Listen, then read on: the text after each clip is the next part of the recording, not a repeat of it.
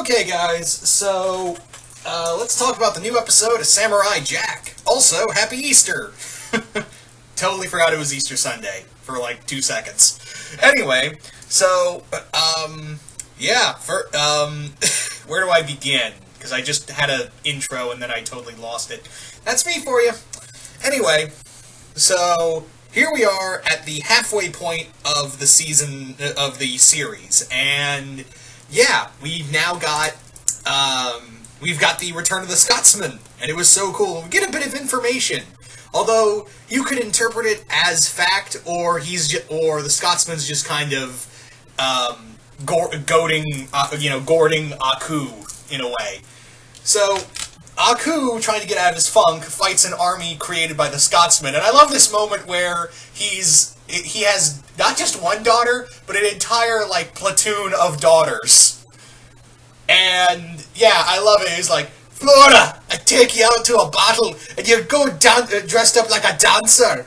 I can't do a lot of good Scottish accents, as you've come to know.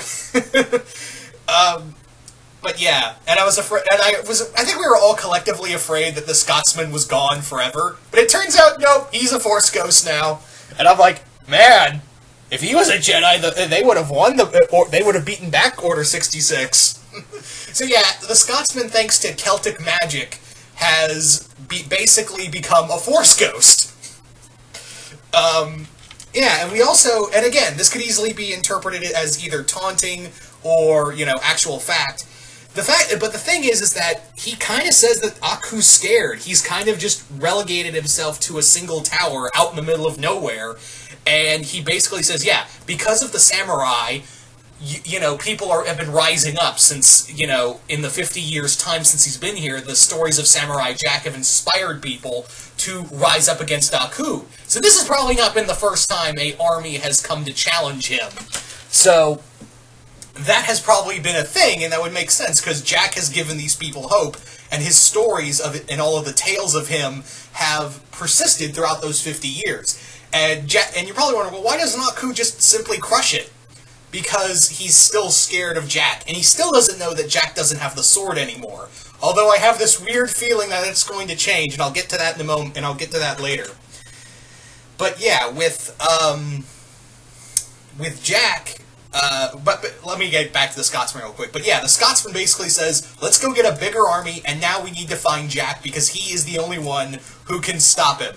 I also love this moment where Aku I also love this thing of everyone is so psychologically damaged or, hopeless and beaten, and Aku's just bored out of his mind.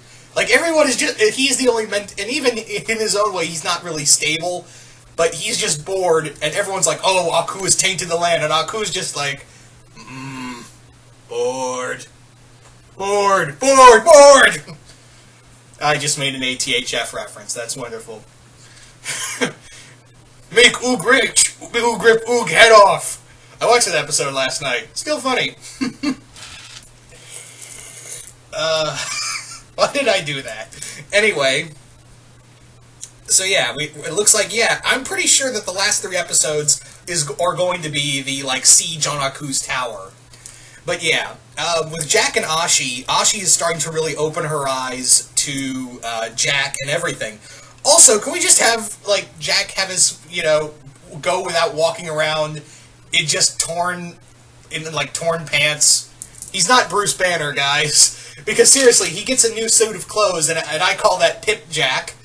Although it does feel very Cowboy Bebop inspired. I don't know why, I just got a Cowboy Bebop feel from that. It just looks like something like that. But yeah, he just had this all pimp clothes, and he's showing Ashi around of what Aku really is. And she's like, yeah, how do we stop him? And Jack just goes, stop him? I've been trying to do that for 50 years. We can't do shit. But I love it that even though Jack has lost hope of defeating Aku, he's still, kind of wandering around wanting to help people. It's very Obi-Wan Kenobi when you think about it. It's very Obi-Wan. So I like that. And it's kind of interesting because this story is kind of split up in 3 ways. The first half is, of course, involving the Scotsman battling and his army battling Aku. The second kind of arc is Ashi learning about, the world around her. And I also love that story that Jack gave to her that was loosely based off of a Japanese myth. And that would make sense of how, Jack would learn how, in his own way, in his own culture, of how the stars and, the sun and moon and stars work like that. So I was like, oh, that makes sense. And the animation for that was just beautiful. And the third act is Jack and Ashi trying to stop this guy from turning these little children into weapons. And, yeah, it's really good. I'm pretty sure there's going to be some interesting fan art of not just the Scotsman's daughters, but also Ashi after she gets tied up or held down by that guy in the robot suit. And I looked at him for one quick second and went, are you... Also... also, the guy in the red suit is apparently named Dominator, and I was like, there's not a lord in that title, so not my Dominator. So hashtag not my Dominator. That came out so wrong. Ooh, I just realized, that came out really wrong. Anyway,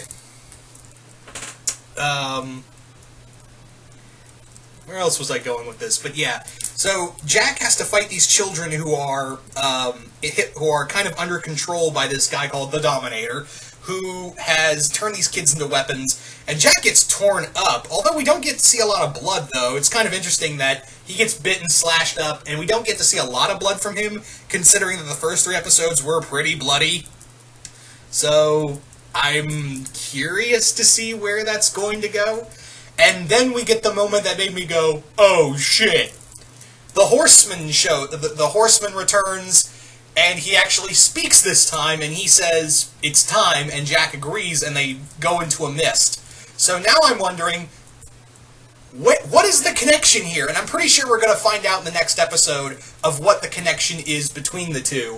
Because Jack it's not just an illusion, apparently. The Horseman has just been watching him, and I don't know if he's been trying to teach Jack a lesson or something like that, but I have a feeling that Jack's going to get the sword very soon, and we're going to find out what that connection is between him and the Horseman.